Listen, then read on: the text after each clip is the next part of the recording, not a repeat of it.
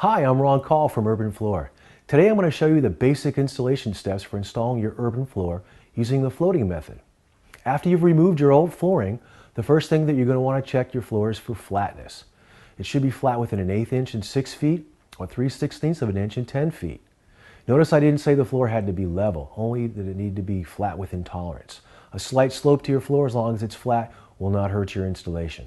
You'll need some basic tools to install your new floor. A tapping block, hammer, pry bar, spacers, glue, and blue painter's tape. You'll also need a table saw and a chop saw to cut the wood in the moldings. As we get started, the first thing you want to do is take a piece of your underlayment and a piece of your flooring and undercut your door jamb so the floor can easily fit underneath for a clean, professional look. You may need a small chisel to remove any stubborn pieces of wood, and be sure to remove any loose pieces of debris. Now we're ready to unroll our underlayment and get set up to install your floor. Be sure to trim off any excess underlayment using your utility knife. Pick your starting point and work from left to right. Insert your spacers as you go along so you can maintain your expansion gap as you install the floor. Be sure to stagger your end joints 6 to 8 inches apart. This will add strength and beauty to your floor. Apply a continuous bead of glue into the groove of each board on both the length and the end joints. Now you're ready to install the first board of the second row into the first board of the first row. It should slide into place fairly easily. As you're installing your rows, use your blue painter's tape to keep the floor from moving around while you're waiting for the glue to cure.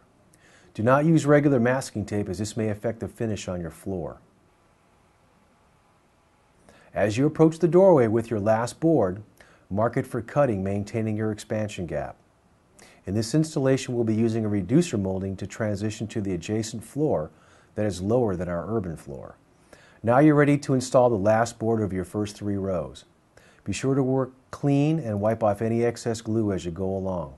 And finish your application of blue tape to keep the boards from shifting around while the glue cures. It's real important that as you work your way across the room with your next rows, that the previous row of planks don't shift. Alright, so you've got your first 3 rows in and they're all taped up with your blue tape. This might be a good time to take a little break and maybe grab some lunch just to give the glue some time to set up and cure a little bit.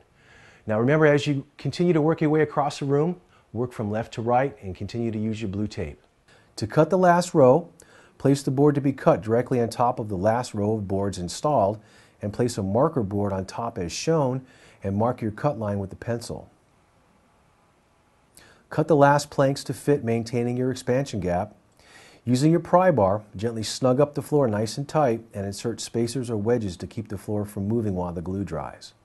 Use construction adhesive to glue your transition moldings in place if you're working on a concrete slab. If you're working on a wood subfloor, you can use a brad nail. Just be sure to putty your nail holes with the appropriate color filler. Then install your baseboards and you're all finished up. And here's your beautiful Brazilian cherry urban floor.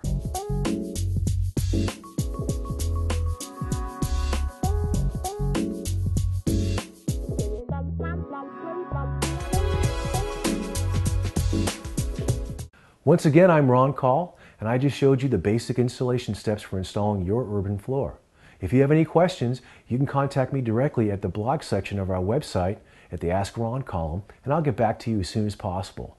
Once again, thanks for stopping by urbanfloor.com. We'll see you next time.